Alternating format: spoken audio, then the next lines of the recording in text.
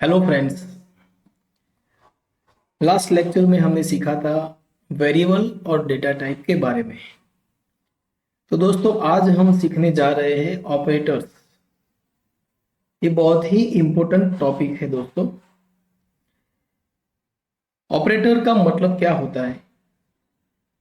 तो ऑपरेटर का मतलब होता है कोई भी सिंबल जिस पर हम अरिथमेटिक या लॉजिकल ऑपरेशन परफॉर्म कर सके। कीबोर्ड में दिए गए हुए जितने भी सिंबल्स हैं उन सभी सिंबल्स को ऑपरेटर्स में डिवाइड किया गया है। सारे के सारे सिंबल्स का मीनिंग अलग अलग है, सबका यूज डिफरेंट है। तो आज हम वो बात करेंगे कि ऑपरेटर्स का यूज क्या होता है, कौन कौन से टाइप के ऑपरेटर होते हैं और उसको कौन सी कैटेगरी में डिवाइड किया जाता है। तो दोस्तों आइए हम बात करते हैं ऑपरेटर्स के बारे में। तो सबसे पहले ऑपरेटर एक होता है यूनरी ऑपरेटर और एक होता है बाइनरी ऑपरेटर। यूनरी ऑपरेटर का मतलब होता है ऐसा सिंबल, ऐसा ऑपरेटर जो किसी एक ही ऑपरेंड पर ऑपरेशन परफॉर्म करता। बाइनरी ऑपरेटर का मतलब होता है ऐसा ऑपरेटर जो कि किसी दो ऑपरेंड पर ऑपरेशन परफॉर्म करता। और तीसरा है टर्नरी ऑपरेटर, इसका मतलब होता है वो तीन एक्सप्रेशन पे ऑपरेशन परफॉर्म करेगा। तो आइए समझते हैं डिटेल में यूनरी ऑपरेटर, बाइनरी ऑपरेटर और टर्नरी ऑपरेटर के बारे में। तो सबसे पहले दोस्तों यूनरी ऑपरेटर मतलब जो एक ही ऑपरेंड पर ऑपरेशन परफॉर्म करता हो। जैसे कि यहाँ पे हमने लिखा है प्लस ए। तो प्लस ए का मतलब क्या होता है दोस्तों? ए एक ऑपरेंड है और प्लस एक ऑपरेटर है। तो ए के आगे हमने प्लस को लिखा या ए के बाद में भी हम प्लस को लिख सकते हैं। तो यहाँ पे ऑपरेंड एक ही है जिस पर प्लस ऑपरेटर ऑपरेशन परफॉर्म कर रहा है। दूसरा है प्लस प्लस ए। यहाँ पे प्लस ए का मतलब हुआ कि ये ए की जो भी वैल्यू होगी उसको पॉजिटिव बनाएगा। ए माइनस का मतलब हुआ ए की जो भी वैल्यू होगी ए ऑपरेंड की उसको नेगेटिव बनाएगा। ऐसे ही प्लस प्लस ए प्लस प्लस, ए माइनस माइनस, माइनस माइनस ए। यहाँ पे हमने जो भी ऑपरेटर लिखे plus plus, plus plus, minus minus, ये ऑपरेटर है जिनको हमने यूज किया है एक ही ऑपरेंड पर, इसीलिए इसे बोलते हैं यूनरी ऑपरेटर। तो ये plus plus operator increment operator है जिसकी हम डिटेल में आगे बात करेंगे। माइनस माइनस ये डिक्रीमेंट ऑपरेटर है जो कि एक की जो भी वैल्यू होगी उसको एक डिक्रीज करेगा। तो ये बात हुई यूनरी ऑपरेटर की। ऐसे ही बाइनरी ऑपरेटर जो कि दो ऑपरेंड पर ऑपरेशन परफॉर्म करता है। जैसे कि यहां पे हमने लिखा a प्लस बी। तो यहां पे हमारे पास दो ऑपरेंड है a और b। यहाँ पे a माइनस बी, यहाँ पे भी हमने लिखे हैं दो ऑपरेंड और बीच में एक ऑपरेटर यूज किया माइनस। तो इस तरह से यूज होने वाले जो ऑपरेटर है उसे हम बाइनरी ऑपरेटर बोलते हैं। आगे है टर्नरी ऑपरेटर। टर्नरी ऑपरेटर का मतलब होता है जो तीन ऑपरेंड पर ऑपरेशन परफॉर्म करता है। जैसे कि यहां पे हमने लिखा है कंडीशनल स्टेटमेंट्स, मतलब यहां पे टर्नरी ऑपरेटर कौन सा है? तो यहां पे दो ऑपरेटर दिए हैं, क्वेश्चन मार्क और कॉलम। ये दोनों ऑपरेटर टर्नरी ऑपरेटर है जो कि तीन ऑपरेंड पे ऑपरेशन परफॉर्म कर रहे हैं। हमारे पास एक ये ऑपरेंड है, एक ये ऑपरेंड है और एक जीरो ऑपरेंड है।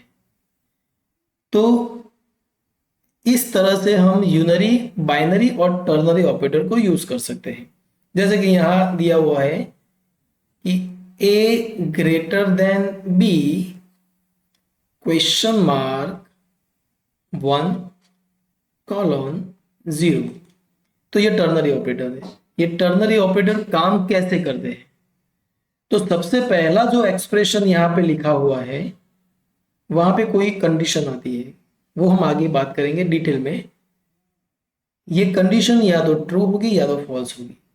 अगर ये कंडीशन सही है, ट्रू है, तो क्वेश्चन मार्क के बाद जो वैल्यू आती है वो एग्जीक्यूट होगी, और अगर ये फॉल्स है तो कॉलन के बाद जो वैल्यू आती है वो एग्जीक्यूट होगी। उसके बारे में हम आगे बात करेंगे। इसके बाद है दोस्तों category of the operator. This is the important topic दोस्तों। जितने भी कीबोर्ड में सिंबल दिए गए हैं उन सारे सिंबल्स को टोटल 8 कैटेगरी में डिवाइड किया गया है, और उसके नाम दिए हुए हैं यहाँ पे arithmetic operator, relational operator, logical operator, conditional operator, bitwise operator, assignment operator, special operator and increment and decrement operator. ये सारे के सारे 8 कैटेगरी है ऑपरेटर्स के, जिनके अंदर जितने भी सिंबल्स है उनको डिवाइड किया गया है। तो आइए हम बात करते हैं सबसे पहले एरिथमेटिक ऑपरेटर की। ये बहुत ही इंपॉर्टेंट एरिथमेटिक ऑपरेटर है, क्योंकि बहुत सारे एग्जाम्पल होंगे जहां पे हमें कैलकुलेशन करने की रिक्वायरमेंट होगी, तो उसमें एरिथमेटिक ऑपरेटर हमें यूज करने होंगे। तो सबसे पहले अगर एग्जाम में आपको ये क्वेश्चन पूछा जाता है कि एरिथमेटिक ऑपरेटर किसे कहते हैं, तो उसकी डेफिनेशन आपको आनी चाहिए। एरिथमेटिक ऑपरेटर का मतलब होता है ऐसा सिंबल जो कि एरिथमेटिक ऑपरेशन को परफॉर्म करता हो, जो किसी मैथमेटिकल ऑपरेशन को परफॉर्म करता हो, उसे हम कहते हैं एरिथमेटिक ऑपरेटर। तो जैसे कि हम जानते हैं दोस्तों, ये सारे एरिथमेटिक ऑपरेटर है, plus, minus, multiplication, division and modulo. तो हमें इन सब का यूज भी पता है। प्लस सिंबल का यूज एडिशन के लिए होता है, माइनस सिंबल का यूज सब्ट्रैक्शन के लिए होता है, मल्टीप्लिकेशन का मल्टीप्लिकेशन के लिए, डिवीजन का डिवीजन के लिए, और ये मॉड्यूलो ऑपरेटर है जिसका यूज किसी भी डिवीजन में रिमाइंडर को रिटर्न करने के लिए होता है। जैसे कि यहाँ पे सपोज हम मान लेते हैं ए की वैल्यू, ए नाम के वेरिएबल की वैल्यू 14 है और बी की वैल्यू 3 है। अगर हम इस तरह से ऑपरेशन परफॉर्म करेंगे C is equal to A plus B, तो प्लस का यूज समेशन के लिए, मतलब उसका आंसर आएगा 17। ए माइनस बी, तो C का आंसर आएगा 11। ए इंटू बी, तो C का आंसर आएगा 42। ए डिवाइड बाई बी, तो C का आंसर आएगा 4। मतलब कि यहाँ पे हमारे पास एक 14 है और उसको अगर 3 से डिवाइड करते हैं तो 3 4 जा 12। तो यहाँ पे जो आंसर आया 4, ये वो आंसर है। और अगर हम यहाँ पे लिखते हैं ए मॉड्यूलो बी, तो मॉड्यूलो का मतलब होता है it is use to return the remainder of the expression. मतलब कि यहाँ पे हमने 14 को अगर 3 से डिवाइड किया तो नीचे जो रिमाइंडर बचा यही उसका आंसर है 2। तो इस तरह से सारे के सारे अरिथमेटिक ऑपरेटर वर्क करते हैं। और यहाँ पे है modulo operator. So it is use to find the remainder of expression. We can not use the real operand with the modulo operator. यहाँ पे हम कोई रियल ऑपरेंड का यूज नहीं कर सकते हैं मॉड्यूलो ऑपरेटर के साथ। The sign of the answer is depend on the sign of the first operand. Suppose कि पहला ऑपरेंड पॉजिटिव है और दूसरा ऑपरेंड नेगेटिव है, तो उसका आंसर पॉजिटिव ही आएगा। अगर पहला ऑपरेंड नेगेटिव है तो उसका आंसर नेगेटिव आएगा। The sign of the answer is depend on the sign of the first operand. Suppose यहाँ पे a is equal to 13, b is equal to 2 -2, तो यहाँ पे a मॉड्यूलो 2 अगर हम करेंगे मतलब कि 13/2, 6 × 12 मतलब 1 is answer. So the answer 1 will be positive because 13 is a positive. ऐसे ही if a is equal to -13 and b is equal to -2, then the answer will be -1. अगर हम यहाँ पे 13 को 2 से डिवाइड करते हैं तो यहाँ पे आंसर आएगा 1, लेकिन ये आंसर जो आएगा उसको हम नेगेटिव रिप्रेजेंट करेंगे. So it is important to note that if we divide the value by 10, then it return the last digit of the expression. किसी भी वैल्यू को अगर आप 10 से डिवाइड करते हैं तो उसका जो रिमाइंडर आएगा वो ऑलवेज लास्ट डिजिट ही आएगा. 13 का 3, तो 123 का लास्ट डिजिट 3 है, तो यहाँ पे रिमाइंडर भी 3 ही आएगा. इसका हम मैक्सिमम यूज करने वाले हैं दोस्तों, तो ये बात आप ध्यान में रखना. आगे है एक्सप्रेशंस. दोस्तों जब भी हम किसी ऑपरेटर को यूज करते हैं तो ऑपरेंड के साथ मिलकर जो भी बनता है उसे हम एक्सप्रेशन बोलते हैं. The expression that contain the arithmetic operator is called arithmetic expression. Expression जो कि हम मैथमेटिक्स में भी पढ़ते थे, कोई भी एक्सप्रेशन दिया गया हो, for example a plus b into c is the expression, right. तो किसी भी एक्सप्रेशन में अगर अरिथमेटिक ऑपरेटर का यूज हुआ है तो उस एक्सप्रेशन को हम बोलेंगे अरिथमेटिक एक्सप्रेशन. ओके दोस्तों, यहां पे जब भी हम कोई एक्सप्रेशन बनाते हैं तो उस एक्सप्रेशन के 3 टाइप होते हैं. एक टाइप होता है इंटीजर अरिथमेटिक एक्सप्रेशन, दूसरा टाइप होता है रियल अरिथमेटिक एक्सप्रेशन, और तीसरा होता है mix mode arithmetic expression. Integer arithmetic expression का मतलब होता है ऐसा एक्सप्रेशन जिसमें अरिथमेटिक ऑपरेटर यूज हुए हैं और उसमें दिए गए हुए सारे के सारे ऑपरेंड इंटीजर टाइप के हैं, तो उसे हम बोलते हैं इंटीजर अरिथमेटिक एक्सप्रेशन. और जब भी इंटीजर अरिथमेटिक एक्सप्रेशन होता है उसका आंसर हमेशा इंटीजर ही आता है, ये आपको ध्यान में रखना है. जैसे कि यहां पे सपोज हमने लिखा c is equal to a plus B into D minus F. तो अगर a b d और f इस सारे के सारे ऑपरेंड अगर इंटीजर टाइप के हैं तो उसको हम बोलेंगे इंटीजर अरिथमेटिक एक्सप्रेशन, और उसका आंसर भी आएगा इंटीजर ही, मतलब कि होल नंबर उसका आंसर आएगा. सपोज यहाँ पे एग्जाम्पल दिया हुआ है integer a is equal to 14, b is equal to 3, c is equal to a upon b. तो यहाँ पे दोस्तों जब भी हम 14 को 3 से डिवाइड करते हैं, 3 4 जा 12, यहाँ पे रिमाइंडर बचेगा 2. इससे आगे कैलकुलेशन नहीं होगा, इसका जो आंसर आएगा वो 4 ही आएगा. क्यों?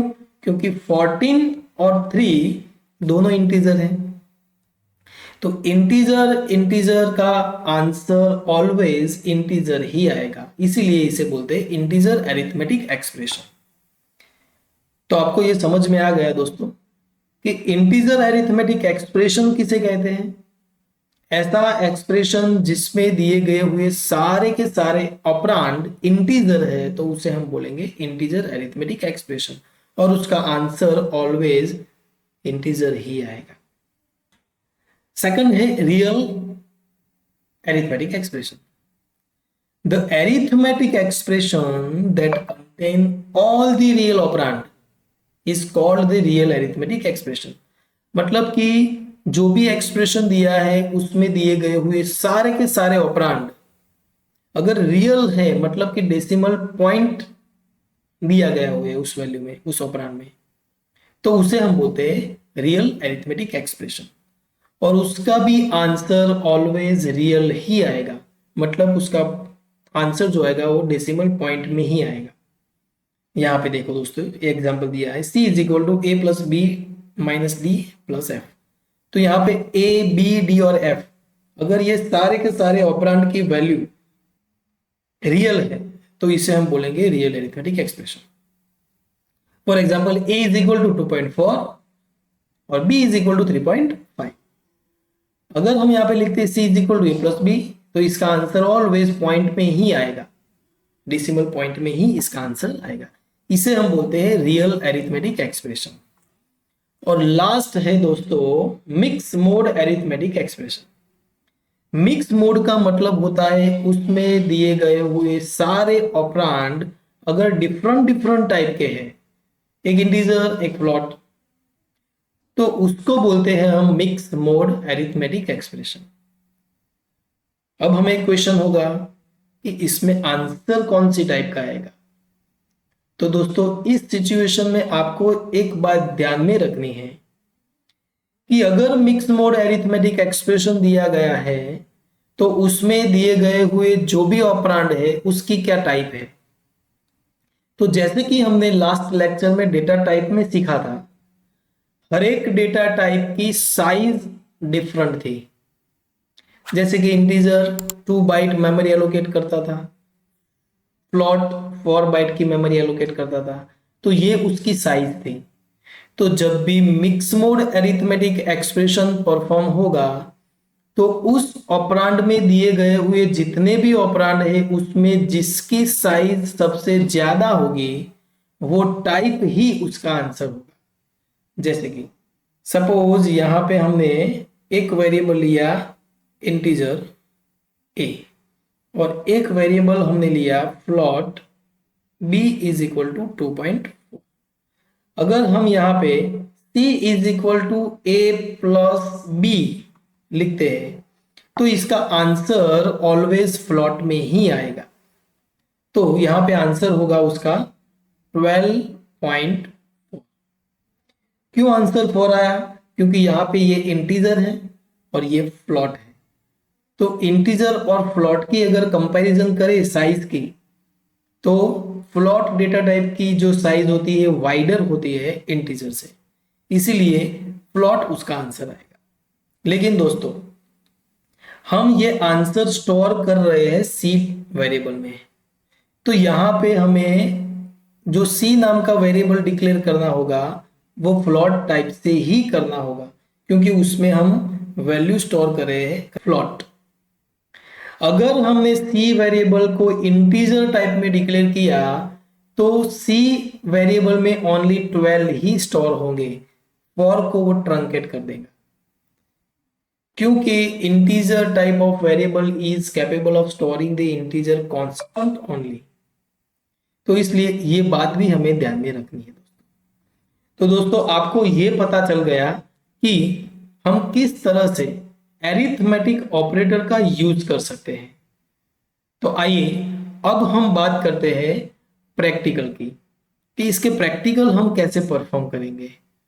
सबसे पहले हम प्रैक्टिकल बनाएंगे स्वैपिंग द टू वैल्यूज। तो जैसे कि अब अगर आप कॉलेज में पढ़ रहे हैं तो आपने ये प्रोग्राम जरूर देखा होगा और बनाया होगा। सपोज हमें दो वैल्यू दी गई है ए और बी, ए की जो भी वैल्यू है वो बी में कन्वर्ट हो जाए और बी की जो वैल्यू है वो ए में कन्वर्ट हो जाए। अगर हमें ऐसा प्रोग्राम बनाना है तो इसे बोलते हैं स्वैपिंग। तो ये प्रोग्राम हम इस तरह से बना सकते हैं। तो सबसे पहले इस प्रोग्राम में हमें दो वेरिएबल डिक्लेयर करने होंगे, इंटीजर ए और इंटीजर बी। सबसे पहले हम दोनों की वैल्यू को इनपुट करेंगे। तो सबसे पहले हम ए की वैल्यू को इनपुट करेंगे, एंटर द ए।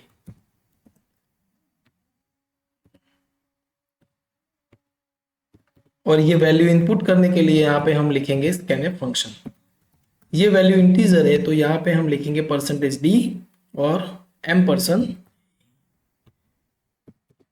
दूसरा हम मैसेज यहाँ पे लिखेंगे enter the value of, enter B. और इसके लिए भी हम स्कैनफ फंक्शन लिखेंगे, स्कैनफ %d। तो यहाँ पे हमने दो वैल्यू को इनपुट कर दिया। अब जो भी वैल्यू हम इनपुट करेंगे वो स्वैप होनी चाहिए। तो स्वैपिंग के लिए दोस्तों हमारे पास सिंपल लॉजिक है। हम ये प्रोग्राम दो तरीके से बना सकते हैं। इसकी दो मेथड है। एक, अगर हम थर्ड वेरिएबल का यूज करें तो इससे भी ये प्रोग्राम बन सकता है। जैसे कि सपोज हमारे पास तीन वेरिएबल है, तो मेमोरी में तीन वेरिएबल के लिए मेमोरी एलोकेट हुई होगी। सपोज ए का एक ब्लॉक है, दो का एक ब्लॉक है और सी का भी एक ब्लॉक है। तो ए के अंदर हमने जो भी वैल्यू यहाँ पे इनपुट की वो ए नाम के वेरिएबल में स्टोर हुई होगी। बी नाम के वेरिएबल में भी एक वैल्यू स्टोर हुई होगी। और हमने यहाँ पे जो सी नाम का वेरिएबल डिक्लेयर किया है उसके अंदर कोई भी वैल्यू नहीं होगी। तो यहाँ पे हम एक स्टेटमेंट लिखते हैं सी इज इक्वल टू ए। तो इसका मतलब क्या हुआ दोस्तों, सी नाम का जो वेरिएबल था, जो खाली वेरिएबल था, उसमें हमने ए की वैल्यू को स्टोर कर दिया। मतलब ए के अंदर फॉर एग्जांपल हमने यहाँ पे जो इनपुट लिया है, अगर ये वैल्यू 10 है और बी की वैल्यू हमने जो इनपुट की वो 20 है, तो यहाँ पे क्या होगा दोस्तों, सी नाम का जो वेरिएबल है उसमें एक वैल्यू स्टोर हो जाएगी और वो वैल्यू होगी 10। दूसरा एक स्टेटमेंट लिखते हैं हम C is equal to A is equal to B. तो यहाँ पे ए नाम का जो वेरिएबल था उसके अंदर हमने वैल्यू डाल दी 20। और लास्ट स्टेटमेंट है b इज इक्वल टू सी। तो अब b के अंदर कौन सी वैल्यू आ जाएगी, जो c के अंदर हमने स्टोर की थी 10। तो यहां पे आप देख सकते हैं लास्ट दो स्टेटमेंट a और b, तो ये दोनों वैल्यू अब अपडेट हो गई। मतलब a की वैल्यू हो गई 20 और b की वैल्यू हो गई 10। तो इस तरह से हम दो वैल्यू को इंटरचेंज कर सकते हैं। अगर हम यहाँ पे प्रिंट करेंगे print F a is equal to %d and b is equal to %d, हमने यहाँ पे a और b को प्रिंट कर दिया। तो अगर हम इसे रन करेंगे, सबसे पहले gcc first.c और a लिख के टैब एंटर, 10 और 20। तो आप देख सकते हैं a की वैल्यू 20 और b की वैल्यू 10, ये हमने इंटरचेंज कर दिया। ये एक मेथड थी दोस्तों कि यहाँ पे हमने तीसरे वेरिएबल का यूज करके दो वैल्यू को इंटरचेंज किया। अब यही प्रोग्राम अगर हमें विदाउट यूजिंग थर्ड वेरिएबल करना है तो कैसे करेंगे, तो यहाँ पे सिर्फ हमें ये लॉजिक ही बदलना होगा। तो इस लॉजिक में हम क्या करेंगे, सबसे पहले a is equal to a plus b, b is equal to a minus b and a is equal to a minus b। अब अगर हम ये प्रोग्राम को रन करेंगे तो हमें सेम आउटपुट मिलेगा। gcc first.c a enter. सबसे पहले हमने 20 को इनपुट किया और b की वैल्यू हमने 30 इनपुट की। तो आप देख सकते हैं a की वैल्यू 30 हो गई और b की वैल्यू 20 हो गई। तो इस तरह से हम दो वैल्यू को स्वैप कर सकते हैं। दोस्तों आपको अगर इसमें कोई भी डाउट है तो आप कमेंट में लिख सकते हैं कि हमें अगर डेज की वैल्यू दी गई है और हमें उस पर से मंथ को फाइंड आउट करना है। सपोज हमने इनपुट किया है 365, तो 365 डेज के कितने मंथ होते हैं और कितने डेज होते हैं, ये हमें फाइंड आउट करना है। Enter the days. सपोज हमें डेज की वैल्यू दी गई है और डेज की वैल्यू के आधार पर हमें मंथ को फाइंड आउट करना है, डे और मंथ, दो वेरिएबल की हमें रिक्वायरमेंट होगी। तो यहाँ पे सबसे पहले हम जो इनपुट लेंगे वो लेंगे डेज में। तो डेज की वैल्यू हमने इनपुट कर दी और डेज के आधार पर हमें मंथ फाइंड आउट करना है। तो जैसे कि हम जानते हैं दोस्तों, मंथ फाइंड आउट करने के लिए हमें 30 से डिवाइड करना होगा, क्योंकि 30 डेज का एक मंथ होता है। तो मंथ फाइंड आउट करने के लिए हमने जो डे इनपुट किया है उसे 30 से डिवाइड करना, तो हमें जो वैल्यू मिलेगी वो मंथ की मिलेगी। यहाँ पे हम प्रिंट करके देख लेते हैं। सबसे पहले %d and month, CLS।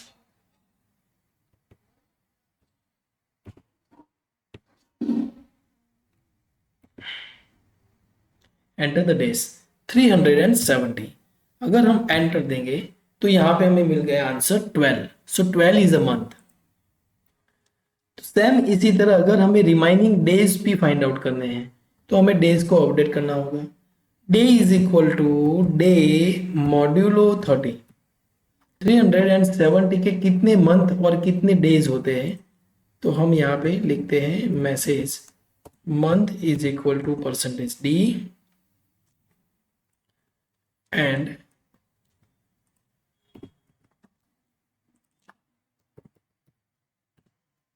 days is equal to %d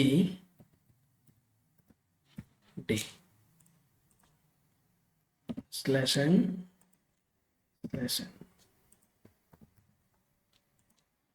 CLS।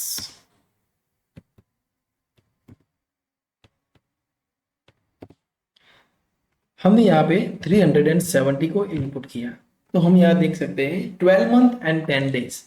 तो इस तरह से हम डेज दिए गए हो तो उस पर से मंथ को फाइंड आउट करते हैं। और इसी तरह दोस्तों हम एक प्रोग्राम और भी बना सकते हैं। अगर हमें डेज दिए गए हैं और मंथ और ईयर फाइंड आउट करना है तो हम कैसे करेंगे। अगर हमें ईयर दिया हुआ है और मंथ फाइंड आउट करना है, डेज फाइंड आउट करना है, तो हम कैसे करेंगे। तो अगर हमें सर्कल का एरिया फाइंड आउट करना है तो हम कैसे करेंगे।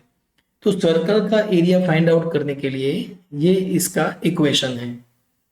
Area is equal to pi into R into R. तो this is the equations for finding out the area of the circle. तो इस इक्वेशन के लिए सबसे पहले हमें एक इंटीजर आर की रिक्वायरमेंट होगी, जो कि रेडियस कहा जाता है, और एरिया जो होगा वो फ्लोट टाइप का होगा, क्योंकि पाई की जो कीमत होगी, पाई की जो वैल्यू होगी वो 3.14 होगी, वो डेसिमल पॉइंट में वैल्यू है। तो यहाँ पे आंसर जो आएगा वो हमारा फ्लोट में आएगा। तो सबसे पहले हमें इनपुट क्या देना होगा, तो यहाँ पे सबसे पहले हमें ये वैल्यू हमें फिक्स करनी होगी पाई की, क्योंकि ये फिक्स वैल्यू होती है, इसमें हम चेंज नहीं कर सकते। तो सबसे ऊपर हमें एक स्टेटमेंट लिखना पड़ेगा, डिफाइन पाई 3.14। तो यहाँ पे पाई एक सिंबॉलिक कांस्टेंट है जो कि हम चेंज नहीं कर सकते। अगर आपने प्रोग्राम में कहीं पे भी पाई को चेंज किया तो आपको एरर डिस्प्ले होगी। तो सबसे पहले printf एंटर रेडियस और scanf %d %r। तो r की वैल्यू हमें मिल गई। अब यहाँ पे हम इक्वेशन लिखेंगे, area is equal to pi into R into R. Area में हमें जो भी रिजल्ट मिलेगा उसे हम बाद में प्रिंट कर लेंगे। printf area is equal to %f, और वो कौन से वेरिएबल में है, तो एरिया नाम के वेरिएबल में। अगर इसे हम सेव करके यहाँ पे प्रोग्राम रन करेंगे, GCC, सबसे पहले हमने 2 इनपुट दिया, तो ये हमारा आंसर है 12.56। तो इस तरह से दोस्तों हम C लैंग्वेज के अंदर प्रोग्राम को बना सकते हैं। दोस्तों आज के लिए इतना ही, मिलते हैं अगले वीडियो में एक और नए टॉपिक के साथ। तब तक के लिए keep watching and keep learning.